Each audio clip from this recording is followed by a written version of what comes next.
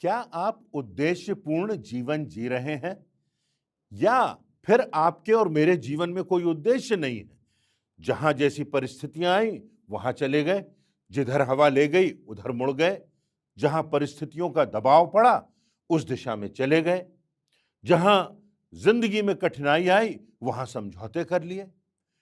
हम जीवन में भावनाओं के आधार पर जीते हैं या हमारी जिंदगी में कोई उद्देश्य है, हमारी जिंदगी में कोई प्रतिबद्धता है, हमारी जिंदगी में कोई सीमाएं निर्धारित हैं जिनके अंतर्गत हम अपनी जिंदगी में आगे बढ़ते हैं।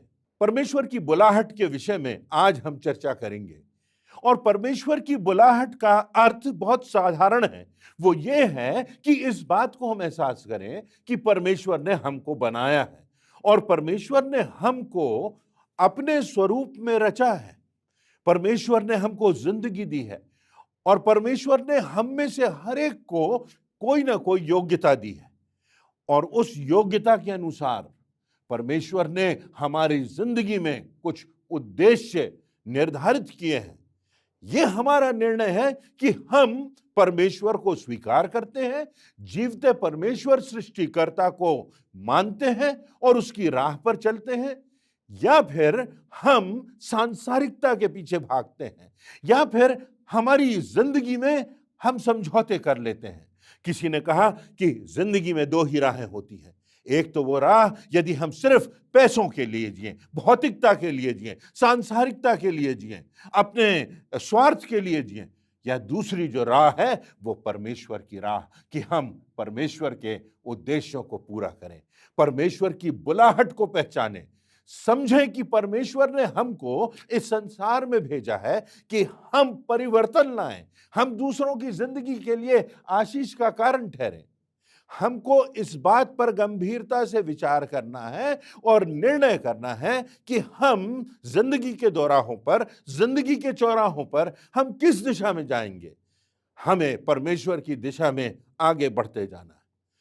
हमारे जीवन में कई बार ऐसे समय आते हैं जबकि संसार के दबाव होते हैं, जबकि विभिन्न आकर्षण होते हैं, जबकि लोग तुलनाएं करते हैं और हमको लगता है कि सफलता की सीढ़ी पर बढ़ने के लिए हमें समझौता कर लेना चाहिए, चाहे फिर हमें कुछ भी करना पड़े। कितने लोग अपनी जिंदगियों को बर्बाद कर लेते हैं और सब प्रकार के संसार के अंधकार के कामों में पड़ जाते हैं, शैतान की शक्तियों से समझौता कर लेते हैं और अपवित्रता और व्यभिचार और झूठ और घमंड और क्रोध, इन सब बातों से भरा हुआ जीवन जीते हैं, अपनी जिंदगी को बर्बाद कर लेते हैं और अपने अनंत को विनाश की ओर ले जाते हैं। जीवन में वो निर्णायक अवसर आते हैं। आदम और हवा के लिए एक निर्णय का अवसर था जब उन्हें निर्णय करना था कि वो अपने शारीरिक लालसाओं के आधार पर उस फल को खाएंगे जिसके लिए परमेश्वर ने उन्हें आज्ञा नहीं दी है, जिसके लिए परमेश्वर ने उन्हें रोका है, या फिर वो अपनी शारीरिक लालसाओं के अनुसार उस आकर्षक और मनभाऊ फल को खा लेंगे, शैतान की परीक्षा में गिर जाएंगे। और हम इस बात को जानते हैं कि किस प्रकार उन्होंने परमेश्वर की एक आज्ञा को तोड़ा जिसका परिणाम आज तक सारी मानव जाति भुगत रही है। परमेश्वर ने उनको सारी स्वतंत्रता दी थी, स्वच्छंदता का जीवन जिया था, स्वयं परमेश्वर के साथ साक्षात उनकी सहभागिता थी, खूबसूरत अदन की वाटिका में वो विचरण करते थे।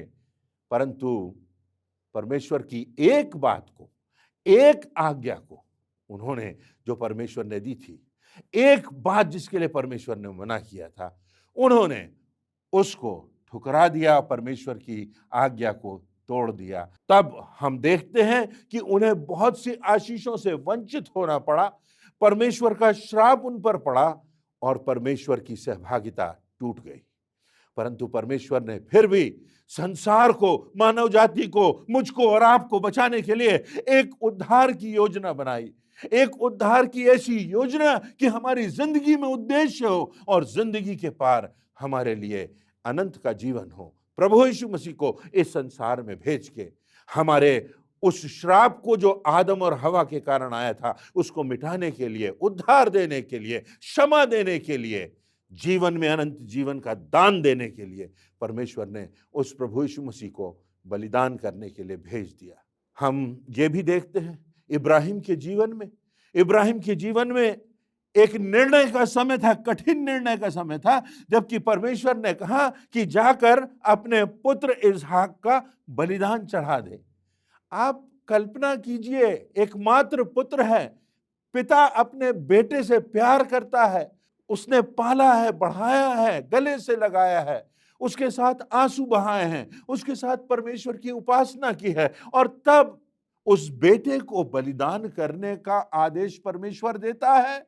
यहां इब्राहिम के सामने एक निर्णायक समय है कि वो परमेश्वर की आज्ञा को माने या फिर अपनी भावनाओं के आधार पर परमेश्वर की आज्ञा को तोड़े। और हम देखते हैं कि इब्राहिम ने परमेश्वर की आज्ञा को माना, जो कठिन थी, जो चुनौतीपूर्ण थी, और परमेश्वर ने उसे बचा लिया, उसके पुत्र को वध करने से बचा लिया। हम उस घटना के विषय में इस वर्णन को पाते हैं कि किस प्रकार परमेश्वर ने उसे आज्ञाकारी पाया, और इस बात की, इसकी विश्वास योग्यता के लिए उसे बड़ा प्रतिफल दिया कि तेरे वंश आशीषित होंगे। और वो आज भी विश्वास का पिता माना जाता है। इब्राहिम को आज हम आदर के साथ स्मरण करते हैं।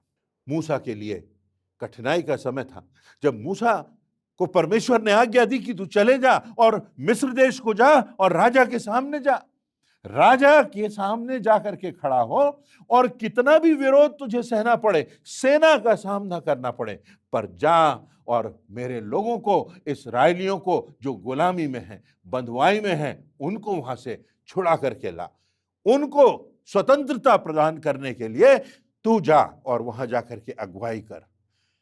यह कठिन बात थी मूसा के लिए कि वो परमेश्वर की आज्ञा को माने। उसने ठुकराने का प्रयास भी किया, उसने कुछ बहाने भी बनाए, परंतु अंततः उसने परमेश्वर के प्रति अपनी आज्ञाकारिता प्रदर्शित की और जाकर के राजा के सामने, जो दुनिया का सबसे शक्तिशाली शहंशाह था, उसके सामने जाकर के उसने चुनौती दी और कहा, मेरे लोगों को जाने दे, मेरे लोगों को आजादी चाहिए, मेरे लोगों को स्वतंत्रता चाहिए, इनको गुलामी के बंधनों से मुक्त कर।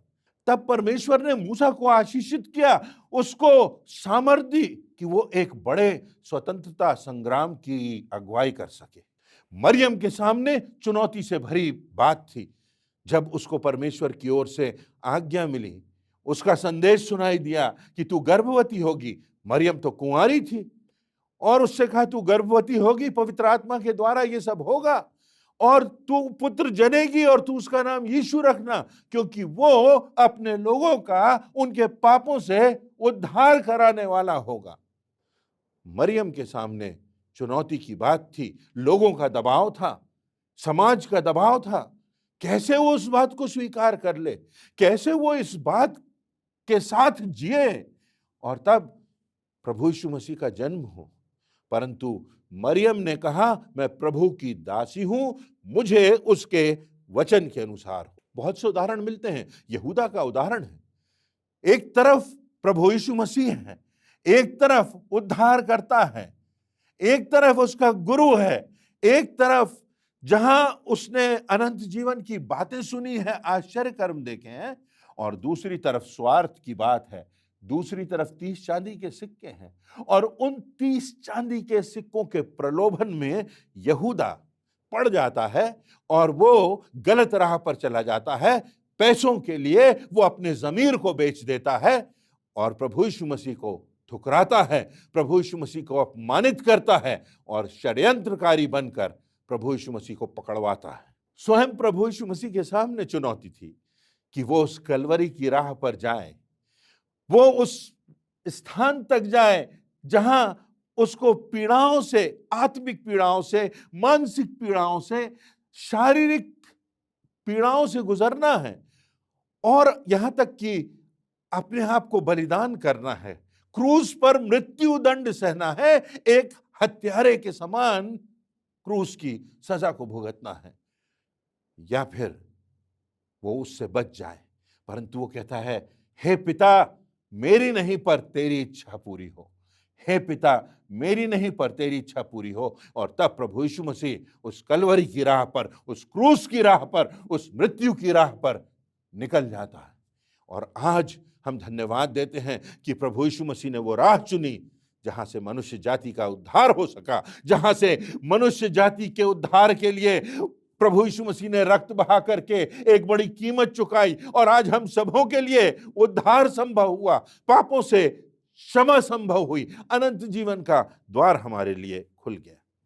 तो परमेश्वर की बुलाहट के विषय में हम देखेंगे कि क्या हम परमेश्वर के प्रति आज्ञाकारी हैं। तो हमारे लिए आज एक प्रश्न है कि जब परमेश्वर हमको बुलाता है, और हम में से हर एक को परमेश्वर बुलाता है, हम में से हर एक को परमेश्वर चाहता है कि दूसरों के लिए हम आशीषों का कारण बने, हम में से हर एक से परमेश्वर अपेक्षा करता है कि हम उस उद्धार को प्राप्त करें, हमारी आत्मा का विनाश ना हो। हम में से हर एक से परमेश्वर प्रेम करता है और चाहता है कि हम उसकी आज्ञाओं पर चलें, उसके रास्ते पर चलें और इस जीवन में विजय को प्राप्त करें, संपूर्णता का जीवन जिएं, आनंद का जीवन जिएं, विजय का जीवन जिएं और मृत्यु पर भी विजय प्राप्त कर सकें, जैसे हमारे प्रभु यीशु मसीह ने की, और हम सब के लिए उसने अनंत जीवन का द्वार खोला। बाइबल में जो पहले शमूएल की पुस्तक है, उसके 16वें अध्याय की पहली से लेकर 13वीं आयतों में एक घटना का वर्णन मिलता है। परमेश्वर यहोवा शमूएल को भेजता है कि वो जाकर के यिशै के पास जाए, यिशै जो कि बैतलहम में रहता था, और यिशै को बुलाए, उसके पुत्रों को बुलाए और उनके पुत्रों में से एक का राज्य अभिषेक करे। और तब वैसा ही होता है, यिशै के पास जाता है ये शमूएल, और वहां जाकर के वो एक के बाद एक उसके पुत्रों को बुलाता है। और उसके कुछ पुत्र थे जो डील डॉल में बहुत हिष्ट पुष्ट थे, बड़े थे, वो सैनिक थे, शूरवीर थे। और एक बहुत अद्भुत बात हम पाते हैं कि परमेश्वर उन शूरवीरों को नहीं, उन लोगों को नहीं, उन बेटों को नहीं जो कि शरीर में हिष्ट पुष्ट हैं, जो कि देखने में बड़े आकर्षक हैं, उनको नहीं, परंतु उनको चुनता है, उनको आशीषित करता है, उनसे अपनी सेवा लेता है जो विनम्र हैं, जो मन में दीन हैं, जो नम्रता से भरे हुए हैं, जो अहंकार रहित हैं। और हम देखते हैं कि दाऊद का अभिषेक यहां पर किया जाता है। परमेश्वर की राह पर चलने की चुनौती को जब हम स्वीकार करते हैं, परमेश्वर की बुलाहट के प्रति हम अपने आप को समर्पित करते हैं, तो बहुत सी बातें यहां पर दिखाई गई हैं। एक बात जो वो ये कि जो परमेश्वर की बुलाहट होती है वो बड़ी अनएक्सपेक्टेड होती है, अप्रत्याशित होती है। ऐसे समय में होती है जब हम कल्पना भी नहीं करते। छोटी छोटी घटनाओं के माध्यम से, कठिन परिस्थितियों के दौरान, ऐसे समय में जब हमारे हृदय टूटे हुए हों, जब हम मृत्यु की छाया से गुजर रहे हों, जब किसी त्रासदी के बीच में हम पड़े हुए हों, जब जीवन में चुनौतियों से हम घिरे हुए हों, जब हम भीतर से अपने हृदय को टूटा हुआ पाते हों, जब हम निराशा के दौर से गुजर रहे हों, तब परमेश्वर की बुलाहट होती है और परमेश्वर की आवाज हम तक पहुंचती है कि परमेश्वर हमसे कहता है कि तूने तो मुझे नहीं चुना, पर मैंने तुझे चुन लिया। दाऊद अपेक्षा नहीं कर रहा था कि ऐसे समय में उसका राज्य अभिषेक होगा, जबकि वो भेड़ और बकरियां चरा रहा है, और तब ऐसे समय में उसकी बुलाहट होती है और उसका राज्य अभिषेक होता है शमूएल के द्वारा, परमेश्वर की इच्छा के अनुसार। बहुत से उदाहरण हमको परमेश्वर के वचन में मिलते हैं।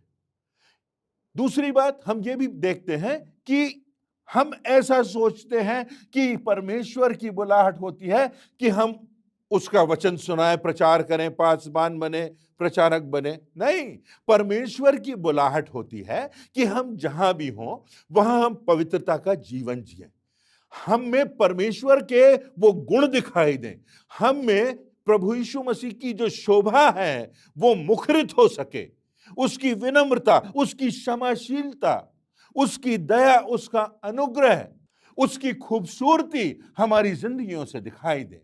ये परमेश्वर हमसे चाहता है। परमेश्वर ने दाऊद को बुलाया था इस्राएल का राजा बनने के लिए। परमेश्वर ने नूह को बुलाया कि वो एक जहाज बनाए जिसमें धर्मी जन बचाए जा सके, विशेषकर उसका परिवार जो परमेश्वर की आज्ञाओं को मानता था वो बचाया जा सके। मूसा को बुलाया कि बड़े स्वतंत्रता संग्राम का वो निर्देशन और उसकी अगुवाई कर सके। गेदोन को बुलाया परमेश्वर ने सेना नायक होने के लिए। नहम्याह को परमेश्वर बुलाता है कि यरूशलेम की शहरपनाह को वो बनाए, और ना सिर्फ उसकी शहरपनाह को बनाए परंतु जिंदगियों में परिवर्तन लाए, एक रिवाइवल हो, एक आत्मिक जागृति आ जाए। और नहम्याह की यह बुलाहट कैसे होती है?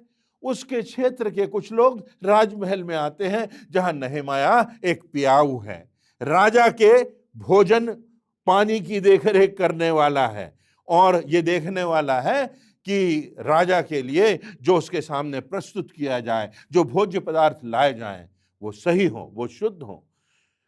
परंतु छोटी सी घटना होती है, उसके क्षेत्र के लोग आते हैं और वो पूछता है कि मेरे स्थान का, मेरे नगर का, मेरे गांव का क्या हाल है, और वो बताते हैं बड़े दुख के साथ कि वहां की शहरपनाह टूट गई है और वहां के फाटक जल गए हैं। और तब नहम्याह को उसके लोगों के लिए, उसके शहर के लिए, उसकी परिस्थिति के लिए पीड़ा होती है और वो रोने लगता है, उसके आंसू बहने लगते हैं। परंतु उस पीड़ा में वो शक्ति होती है कि वो राजा के सामने जाता है और राजा से कहता है कि मुझे जाने दे कि मैं अपने नगर की शहरपनाह को बनाऊं और वहां के फाटक जो जले हुए हैं, वहां के लोग जो विनाश की ओर बढ़ रहे हैं, उनके जीवनों को वो बचा सके।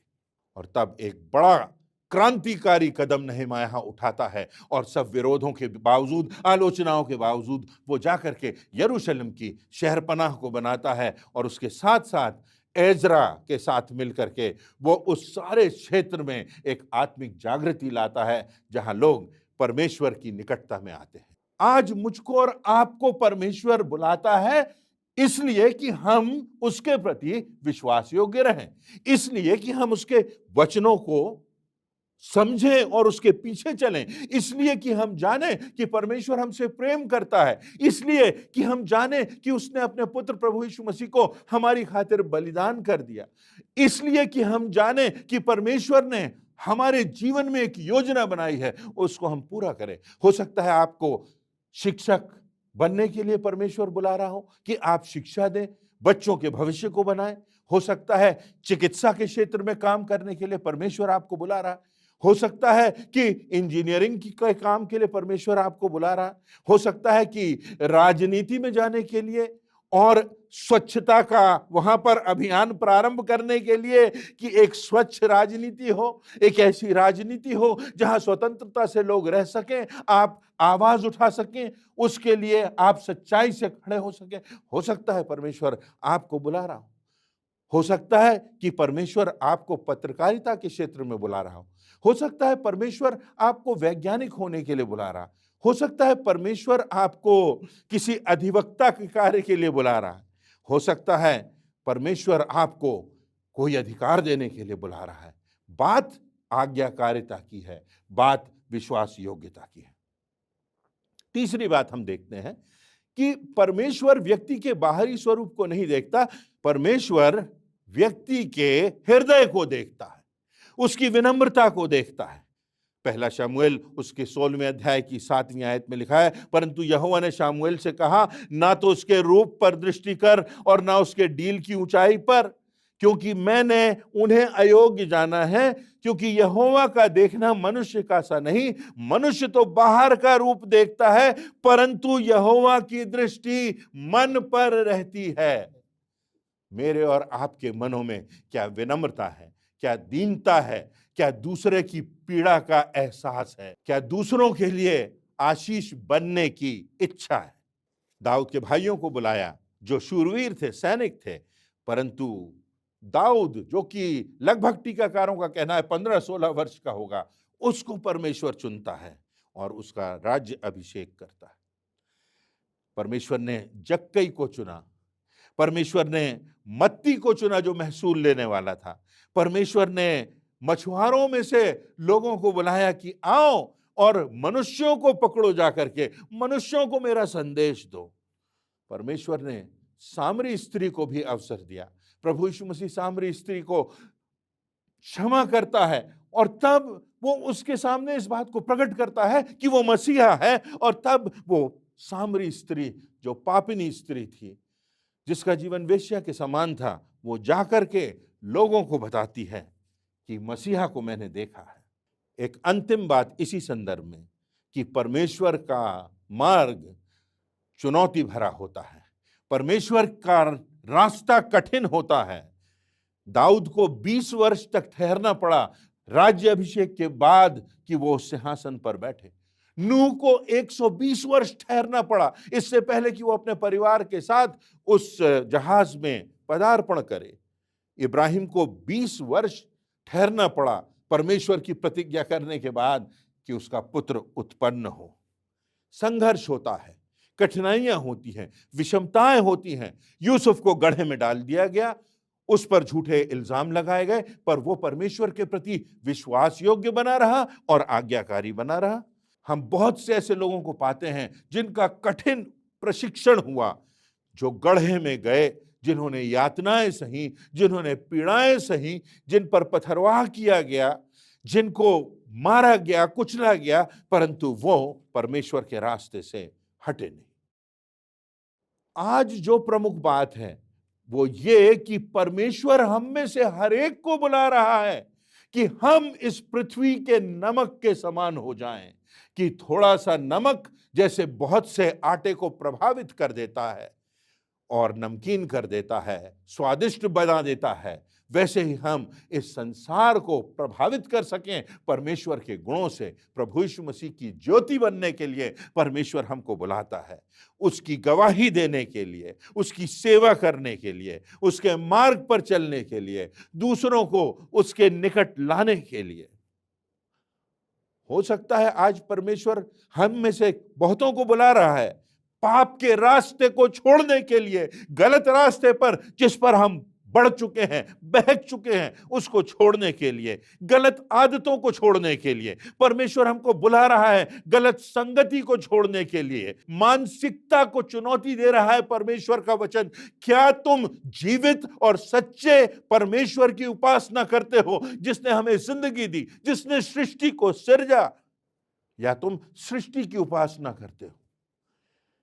परमेश्वर हमारे गलत चिंतन से बाहर निकलने के लिए, गलत परंपराओं से बाहर निकलने के लिए हमको बुला रहा है। परमेश्वर गलत व्यवहार से आगे बढ़ने के लिए, सही व्यवहार करने के लिए, प्रभु यीशु मसीह के समान विनम्रता का व्यवहार करने के लिए हमको बुला रहा है। परमेश्वर की योजना पूरा करने के लिए, शहर पनाह को बनाने के लिए, लोगों की जिंदगियों को बनाने के लिए, उसके वचन के प्रचार के लिए। हो सकता है परमेश्वर हमको बुला रहा है कि हम अपने व्यवहार को परिवर्तित करें। हम में से हर एक के साथ कहीं ना कहीं कोई ना कोई समस्या है, उसको हम स्वीकारते नहीं, हम उसको मानने के लिए तैयार नहीं हैं। अगर हम बीमार हैं और हम यही नहीं मानेंगे कि हमको कोई शारीरिक समस्या है, तो हमारी चिकित्सा कैसे होगी? हो सकता है हमारे जीवन साथी के साथ हमारा व्यवहार ठीक नहीं। परमेश्वर आपको भी बुला रहा है कि सही मार्ग पर हम आ जाएं और प्रभु यीशु मसीह के रास्ते पर उसकी विनम्रता के स्वभाव को लेकर हम जिंदगी में आगे बढ़ें। आज इस वचन के माध्यम से परमेश्वर हम में से हर एक को बुला रहा है कि हम आएं और सही रास्ते पर चलें, प्रभु यीशु मसीह को पहचानें, जो मार्ग है, जो सत्य है और जिसमें जीवन है, विजयी जीवन है, निश्चितता का जीवन है, उद्देश्यपूर्ण जीवन है और अनंत जीवन है। आइए हम सब उस परमेश्वर के मार्ग को चुनें और अपने जीवन में परमेश्वर की असीमित आशीषों का अनुभव करें। परमेश्वर आप सबों को आशीष दे।